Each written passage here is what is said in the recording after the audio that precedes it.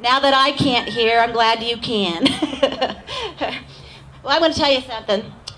Things couldn't have worked out any better for us in our movement right now. It's been told over and over and over the past year that we're extremists, that we're using fear-mongering to get the people rallied.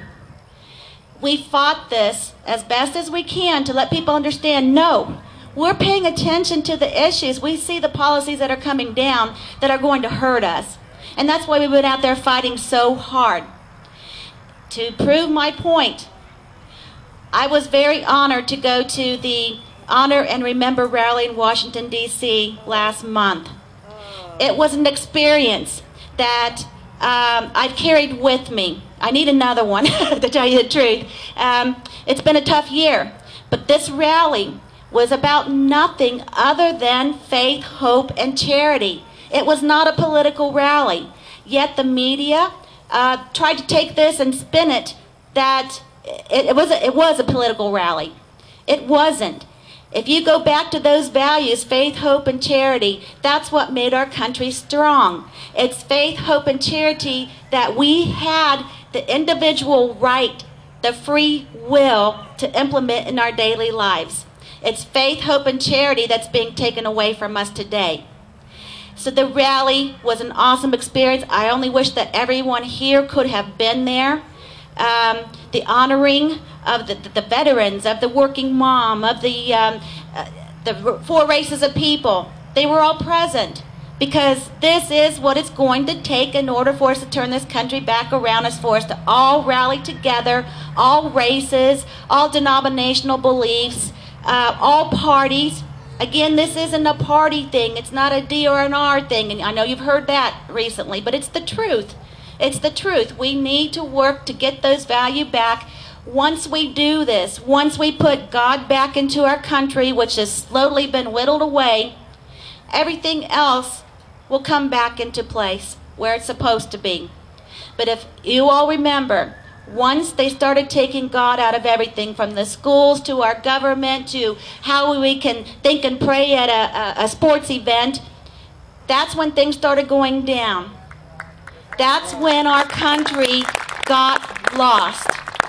And it's for that reason that we can't let them take that away. They knew that was the strength.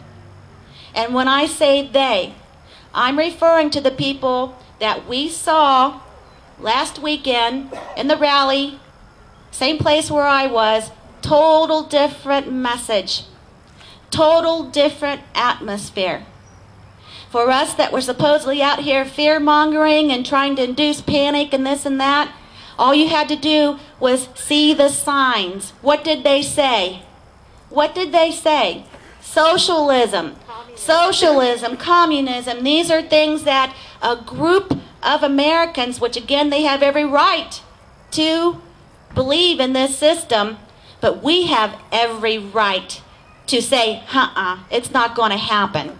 And that's what they've got to remember. This is what we're here for.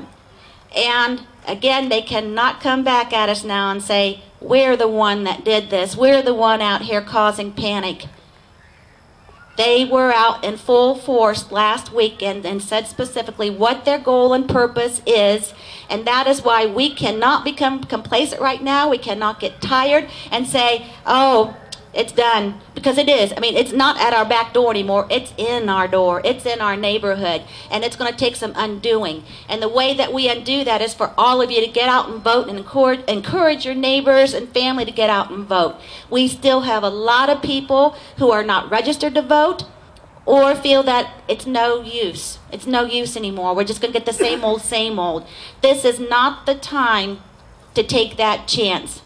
If you're borderline on a politician and their views, on a party, now's the time when you need to say, you know what? We've got to give them an opportunity. We've got to give them the opportunity to change this country back to the country we grew up and believed in. And then it's not going to be over in November. 2012. Well, yes, 2012, but also we are going to hold our elected officials accountable. We are going to be out there making sure that they're listening to their constituents and giving us what we sent them there to do. And on the same hand, I want these elected officials to know that whatever we can do to continue to help you when you're elected, and all three of you are elected, whatever we can do to help you, we'll be there. We need to stand behind them. If they're out there fighting for us, we can't drop the ball and not fight for them. So, we are to the place now where they've showed us where our country's headed, where we're leading. I was so amazed when I was presented with the possibility of a speaker to be here today who's come to speak on exactly that, socialism. This gentleman experienced it firsthand. And I've got to read you this guy's list of accomplishments here because I surely couldn't remember them all. Mr. Dave Garrison, he's a lawyer licensed in Texas. He worked for Dick Cheney at Halliburton, and you'll understand the reasons why I'm telling you all this in a minute. He's the chairman of business department at Ohio Christian University in Circleville, a former senior executive of a number of Fortune 200 firms, EVP of USAA, senior executive for Aetna Insurance. He's had 20 years of international business experience, and he's helped with a $21 billion budget with 4,500 employees. This is important for you to know what he's done and to understand he knows what he's talking about. He's experienced it firsthand, and so at this time I'd like to ask Dave Garrison to please come up.